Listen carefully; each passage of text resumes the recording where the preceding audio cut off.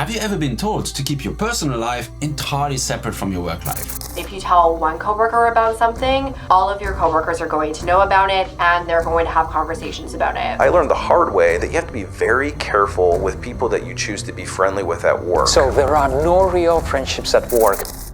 There's something fundamentally wrong with all the advice about what not to reveal at work. If you listen to that advice, it will suck the life out of your career. I've employed over 100 people and I've seen too many people limiting their career progression in this way. So listen up or it will happen to you. In this video, I'm going to cover why the common advice about what not to share at work will really hurt you and 5 ways that you can approach it better. Things ranging from how to build trust to how to repair relationships. See, the thing is, when all those videos advise you to avoid sharing things at work, whether that's talking about your personal life or your mental health, your finances, or even your future plans, your dreams, your ambitions, they're not even wrong. The problem is they're only giving you half the picture, and the missing bits are critical. It's not hard to make a list of 5 or 10 or even 20 things that, if you share them at work, can be used against you. Because it's true. If you share your dreams and your aspirations, if you let yourself show weakness, if you make friends, if you're vulnerable, well, there will be some people who will use that against you, and it will hurt. It's almost inevitable. It may even slow down your career progression, at least for a short time. Revealing yourself at work carries a risk,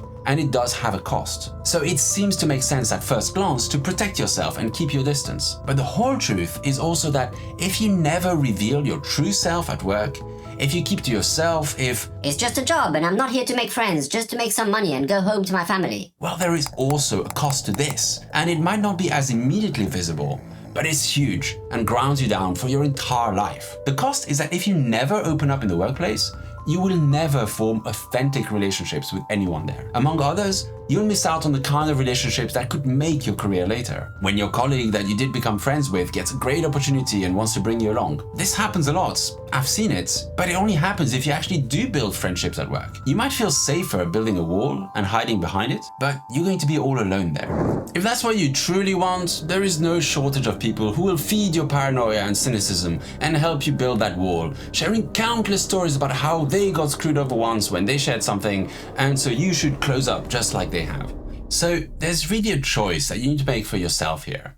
What kind of person do you want to be? What kind of life do you want to live? It's up to you, but be careful what you choose. We spend most of our active adult life in the workplace. You might think you can split yourself up and be a totally separate person at work than in the rest of your life, but the evidence is against you. Research on the so-called spillover effect and behavioral consistency shows that, try as you might, whoever you choose to become at work will impact who you are in every area of your life. Renowned TED speaker and psychologist Dr. Brené Brown says that vulnerability is the birthplace of love, belonging, joy, courage, empathy, and creativity. Vulnerability, literally, is the ability to be wounded. Be invulnerable at work and maybe you won't get wounded, but you will not only rob yourself of deep, richly rewarding relationships at work, it will also isolate you in every area of your life. You can't stop the reality that some people out there will try to hurt you when you act authentically. But if your response to that is to shut down and never open up, well, then the jerks have already won. It's up to you to decide what kind of life you want,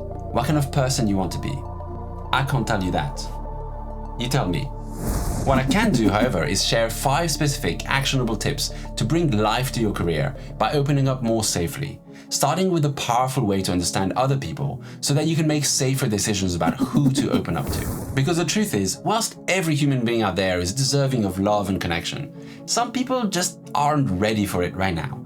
And if you open up to them, they might use that to hurt you. Luckily, most of the time, there is a simple thing you can do to detect such people and avoid opening up too much to them. It's simple in theory, but you'll need to practice to get good at it. The solution is to listen to them. But I don't just mean sitting there passively listening to other people talking about random stuff or ranting at you. There is a type of active listening that will both build relationships and help you discover how other people think. It relies on a fundamental tool we all knew how to use as children, but as adults, we rarely remember it. This tool is the question, why? When listening to someone, especially if they're sharing something that appears to matter to them, instead of agreeing or disagreeing or offering advice, Get curious. Ask why they think this way or act that way. There are other ways to ask why, like what was the worst thing about this for you, or what was the benefit of doing this, so you don't sound like you're repeating yourself. Ask gently. These questions will help you get deeper into relationship with the other person. More importantly, they will open up plenty of space for other people to tell you exactly who they are. As you go deeper, you will get a gut feeling for whether it is safe to be vulnerable with this person.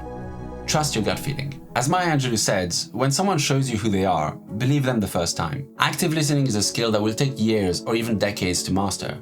But even by just attempting it, you will already be ahead of most people who don't even try. And just by itself, it will help you build stronger relationships at work.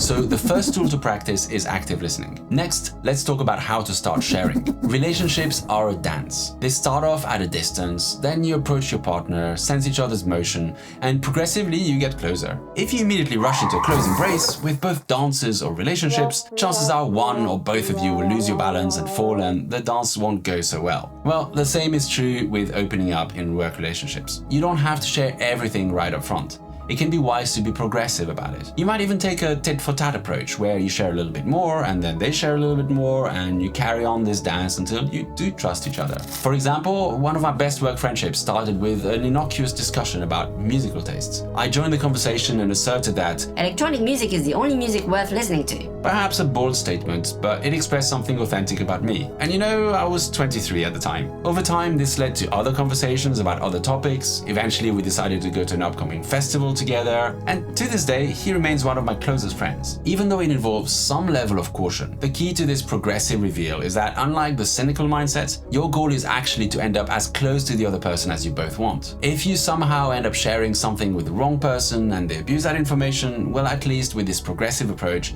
you will have limited the damage. So the second tool is to share progressively, step by step, and give time for the other person to meet you by opening up as well. But we're not done. There are 3 more essential tools drawn from my experience, including a method that will change the way you handle conflicts at work, which will help you form and maintain the deepest relationships, and which will also set you up for becoming a leader that people look up to and want to work with. Hopefully you've heard of the golden rule of ethics, which has existed in some form since at least 2000 BCE, and more or less states that you should do unto others as you would have them do unto you. This, with a couple of tweaks, can also become a powerful tool for building deep and fulfilling relationships at work. The kind of work friendships that you look back on 20 years later as the best parts of your work life. The tweaks are pretty simple on the surface. Give the kind of support that you would want if you were in their place, and stay curious and open in case they want something else. So the golden rule becomes: treat others as they wish to be treated. Often, empathy and friendly listening are the best starting points.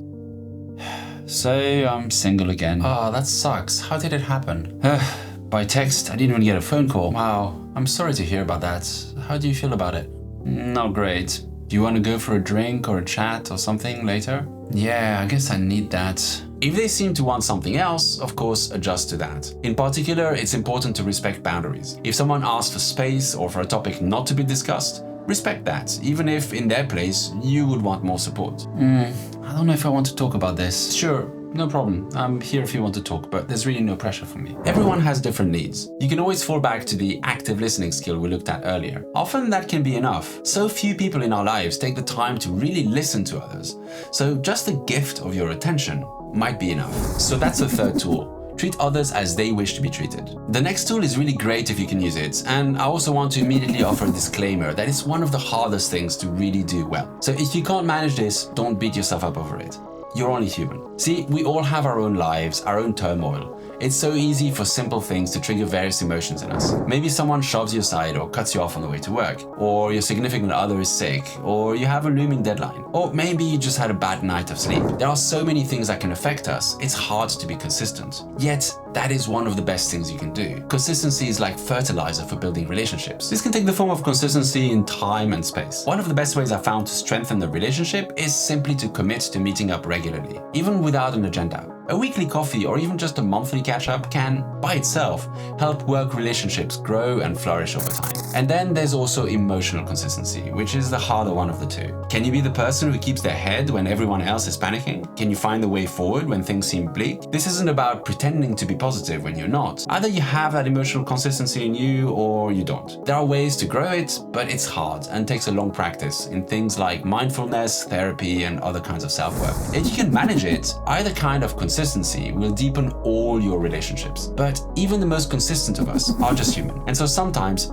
things will go wrong. That's when the next and final point comes in. Too many people get the sense that once things go off the rails, the relationship is done. Unfortunately, many popular movies tend to prime us for this idea that it's either going to go perfectly well or go wrong and suddenly come to an end. But that's just not true of real human relationships, because we all make mistakes, so sometimes things become more difficult. When that happens, the relationship isn't over, it just needs repairing. So instead of jumping to the conclusion that you were wrong about this other person and they need to be cut out of your life, or even labeling them as toxic, have a think about how to repair things. This is a great time to leverage any other good relationships you have in the workplace or outside and ask for help. I've personally had many conflicts at work. Most of the really difficult ones even started out as friendships. One in particular was the most costly in my company's history. And during the conflict, I really genuinely thought the other person was toxic and evil. And then eventually I repaired things and we became friends again. I've actually made another video about this that provides a method to repair relationships even when it feels like the other person has really earned that label of toxic coworker. In it, you'll find more details about a method that will, of course, also work with a coworker who you don't yet think of as toxic, but where something has gone wrong and it needs repairing. Check out this video for more on this crucially important topic. I hope you find joy and fulfillment at work,